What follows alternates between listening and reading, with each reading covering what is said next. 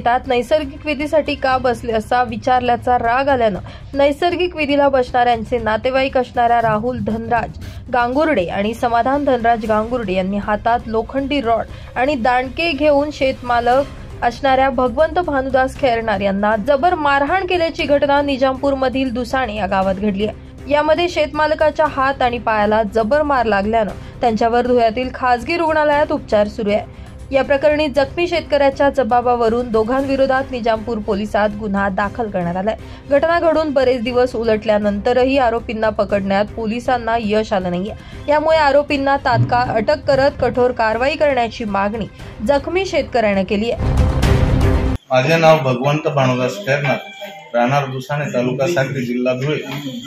मी माझ्या शेतात सकाळपासून संध्याकाळपर्यंत काम करत असताना संध्याकाळी 7:30च्या वेळेस बाहेर गावातील 2 व्यक्ती मला आढळून आले माझ्या शेतात।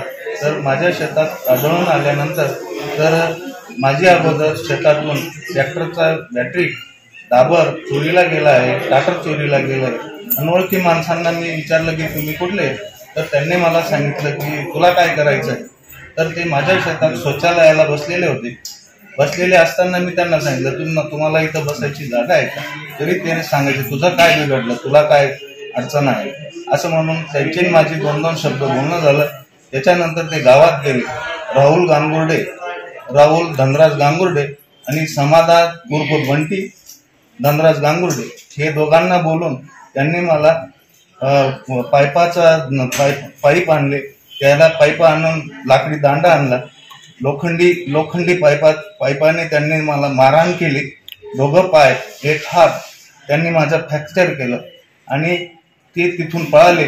पंपावर काही लोक होते, ते इथं आले। इथं येऊन माझा पुतणे आला, त्याने गावात फोन केला आणि तिथून येऊन गाडी आणली बोलेरो। तर त्या गाडीत मला प्राथमिक आरोग्य केंद्रामध्ये घेऊन गेले। तिथून मला धुळे नेण्यात आलं। तर धुळे नेण्यात आलं तर मला देवरे हॉस्पिटल या दवाखान्यात तर तिथं मला ऍडमिट करण्यात आलं।